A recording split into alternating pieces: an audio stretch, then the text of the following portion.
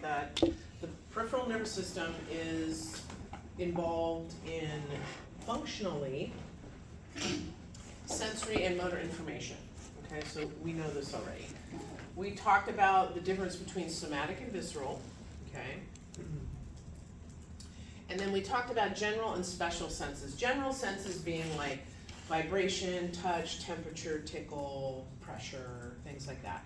And then special senses being like taste, smell, hearing, your special senses. So we discussed a little bit about that. So we know that nerves are part of the PNS, and they basically allow communication between the PNS and the CNS. So nerves allow for information to come into the CNS for integration, and they allow for the CNS to provide some sort of a motor output or an outgoing pathway. So that's pretty much what we spent a lot of time discussing yesterday.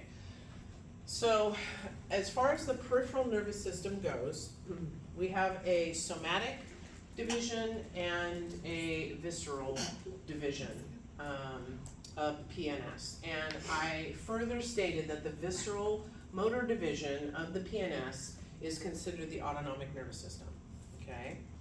So we already discussed that. And we've already talked about the two divisions of the autonomic nervous system. We talked about parasympathetic nervous system versus sympathetic, right? So parasympathetic is involved in resting and digesting. And what does sympathetic do? Flight and fight. Fight or flight, right? When you're in an emergent situation. Okay. All right, so nothing incredibly new here. This is just a repeat of what we looked at yesterday, okay? I just want you guys to remember over here, right, for the motor division of PNS, we have somatic motor. Somatic motor neurons are going to have skeletal muscles as their effector, so it's going to be voluntary. And then visceral motor, we're calling the autonomic nervous system, of which you've got two further divisions, sympathetic and parasympathetic. And the effector of visceral motor neurons are cardiac muscle, what else? Smooth muscle and glands. Right? Yeah.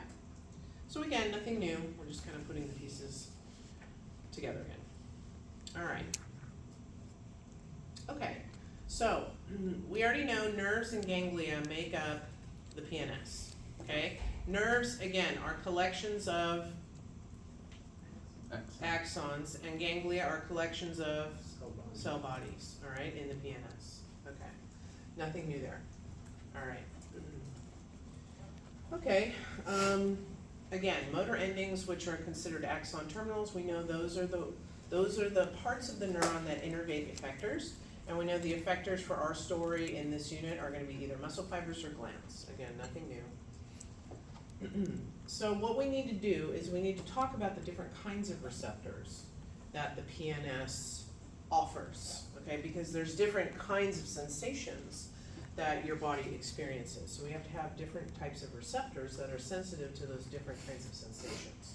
Okay, so we can categorize receptors according to three categories. We can classify them, that's the word I wanted to use, classify them based on location or the type of stimulus that they detect or their structure. So we'll talk about all three, okay? So let's first talk about those receptors that are classified based on location, okay? The first example is called an exteroceptor, okay? Extero sounds like what? External. External, okay? So these are receptors that are sensitive to stimuli that are arising from the outside of your body, okay? So these receptors are going to be located near the surface of your body, okay? In skin, for example, like your Meissner corpuscles and your lamellated corpuscles. Those are going to be exteroceptors, okay? They're located close to the body surface, okay? And they're going to be sensitive to different stimuli. Interoceptors. Intro sounds like internal, so lo and behold, these are receptors that sense the same type of sensations, but within the body. So within your organs, like your stomach and your bladder and your lungs, okay? And this is, again, could be temperature, stretch, pressure, okay? all the same kind of sensations that an exteroceptor can identify, but within the body. So those are called interoceptors. Okay. My favorite is proprioceptors. Okay, so proprioceptors are specific receptors that you're going to find located in your muscles, your tendons, your joint capsules, your ligaments, and they basically monitor how much you stretch, right? Your muscles, your ligaments, your tendons, and it provides a layer of protection. Okay? It also gives you awareness of what you're doing with your body in space, right? Okay, so those are the 3 receptors that are classified based on location. So now let's classify other ones based on the type of stimulus that's detected, okay? So mechanoreceptors are going to be responsible to mechanical forces. So like stretching, okay? Pressure, something that causes a mechanical deformation in a structure, okay? So mechanoreceptors, okay? Mechanoreceptors can be exteroceptors, or they can be interoceptors, depending on where they are in the body, right? So if mechanoreceptors are exteroceptors, they may, for example, be located in the skin, and they're sensitive to stretching of your skin, for example. Versus mechanoreceptors that are interoceptors may be located in your stomach, and they're sensing stretch of your stomach after you've had a big meal, okay? So these type of receptors can also be extero or interoceptors, okay? All right, so baroreceptors are specific only to blood pressure, and then thermoreceptors, thermo being temperature, are going to be sensitive to temperature changes, okay? So a thermoreceptor can be an exteroceptor if it's sensing temperature on the outside of your skin, but it can also be an interoceptor if it's sensing the temperature of your digestive organs, for example. Okay. So even more receptors that we have. It's nice because the receptors are named for what they're sensitive to. Okay. So chemoreceptors, they're going to be responsible to chemicals. We've talked about chemoreceptors. We have receptors in the body that are sensitive to O2 and CO2 levels. Okay. So those chemoreceptors are also going to be interoceptors because they're within the body. Photoreceptors, you're only going to find those in one location. That's going to be the eye because that's going to be sensitive to light waves. And then nociceptors are sensitive to pain. Okay? So nociceptors could be exteroceptors. Okay? If they're sensing the fact that you cut yourself, okay, on your skin, or they could be interoceptors if, for example, you ate something that your stomach doesn't agree with and it's now cramping, and now you're getting a sensation of stomach pain. Okay? Okay. All right, so that's location and stimulus detected, 2 different classifications. So now let's classify them based on the 3rd option, which is by structure. Okay? So we have 2 basic groups of receptors. One is called free nerve endings, and the other one is called encapsulated nerve endings. Encapsulated nerve endings just means that there's a soft tissue sheath that's encapsulating the ending of those nerves. Okay? Free nerve endings don't have that sheath. So it's just as simple as that. Does it have a layer, a sheath around the endings, or does it not? It's free or it's encapsulated. Okay?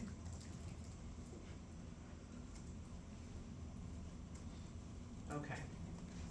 So free nerve endings, we'll give you some examples here.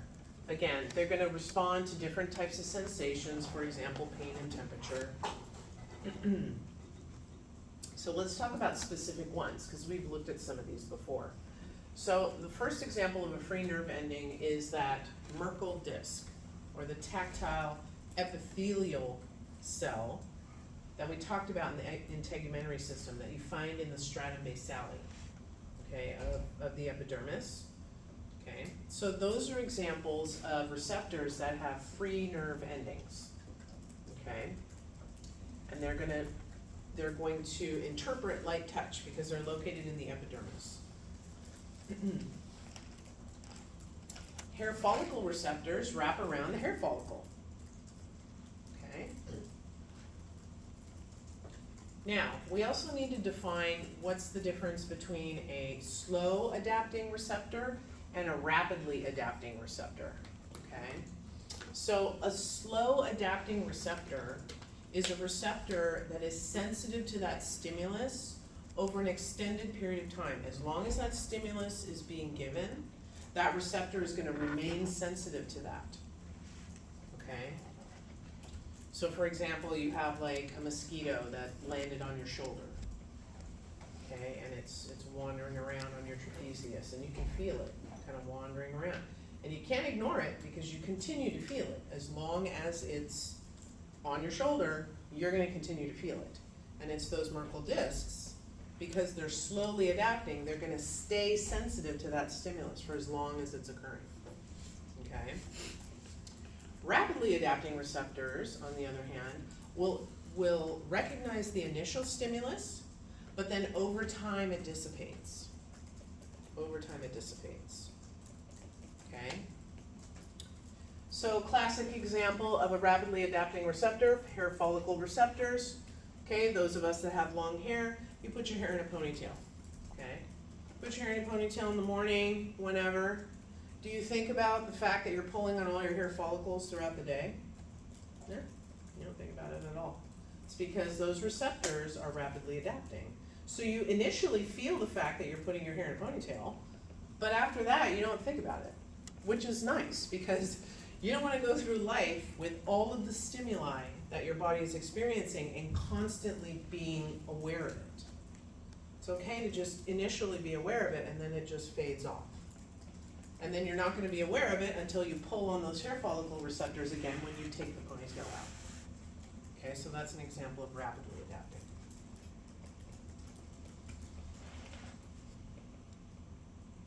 Okay, so encapsulated nerve endings, again, nerve endings that have the sheath around them.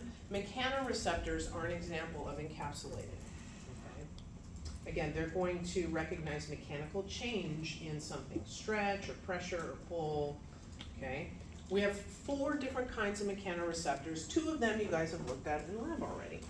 Okay, tactile and lamellar, or Pacinian corpuscles. Those are mechanoreceptors. Okay, so tactile corpuscles are sensitive to what? Light touch. Light touch. And lamellar or Pacinian corpuscles are sensitive to like a deeper pressure, right? Because they're located in the hypodermis. Right? So the other 2 that we haven't talked about are bulbous corpuscles, which are also considered Ruffini endings, and then proprioceptors. Proprioceptors are a kind of mechanoreceptor because they're sensing stretch, but they're sensing stretch in a certain part of the body, which is muscles, tendons, ligaments, joints.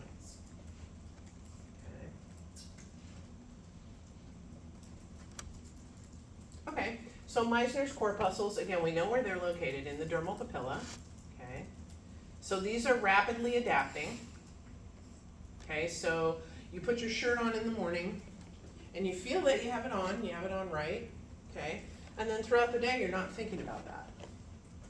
Okay, fortunately, because we would be distracted by it constantly. All right?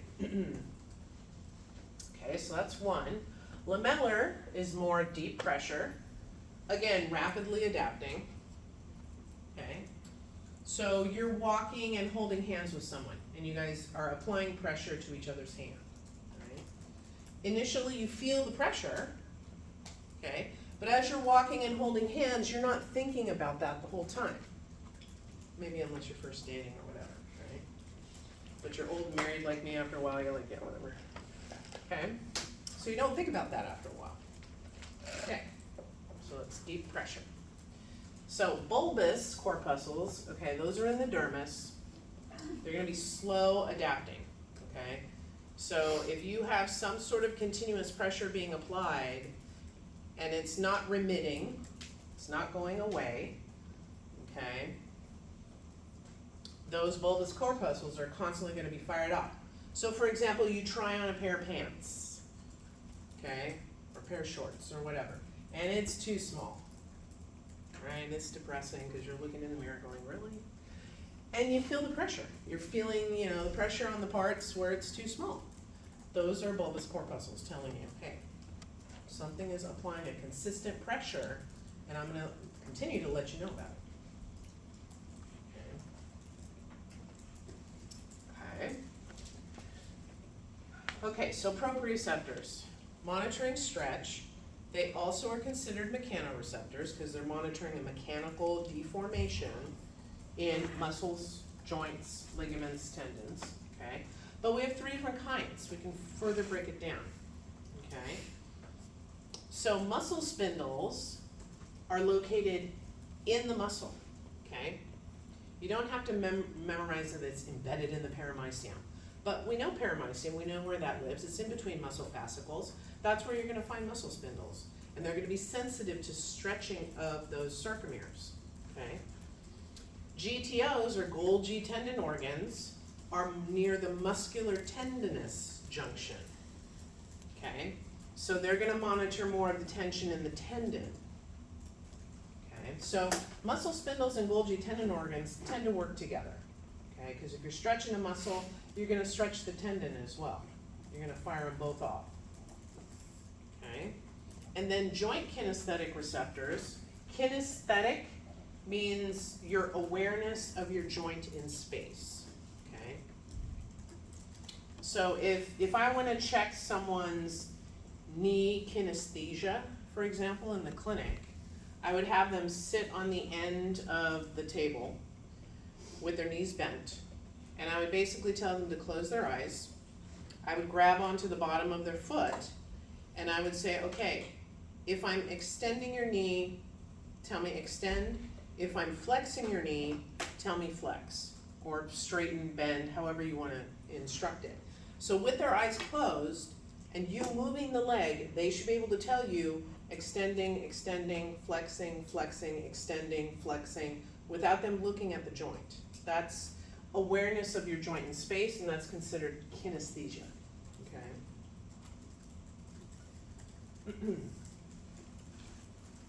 All right, so all three of these are proprioceptors. So again, you're at the gym, you're stretching, you know, your calf at the end of the treadmill or something, you're really getting into it, and you're feeling really good, you're all warmed up, or maybe you didn't warm up and you're trying to stretch first. You're trying to overdo it because, you know, more is better and you gotta have more. You know, you're gonna fire off your muscle spindles and GTOs that are gonna send, you know, nerve impulses via tracts up your central nervous system to your cerebral cortex and let you know that, hey, you need to back off. We're gonna turn this stretch into a pain so that you stop.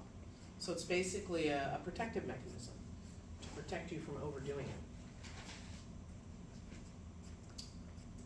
All right, this is the last slide for receptors. Do we have questions about receptors? The review materials I have on Canvas help you practice using these terms in their respective categories. Okay. All right. So again, the peripheral nervous system is all about gathering information. So that's why we have to talk about receptors, because there's so many different kinds of stimuli that your peripheral nervous system is picking up. There are receptors that are sensitive to specific kinds. Okay? Okay. So, the last part of the lecture today, we're going to be done early, which is nice, is going to be cranial nerves.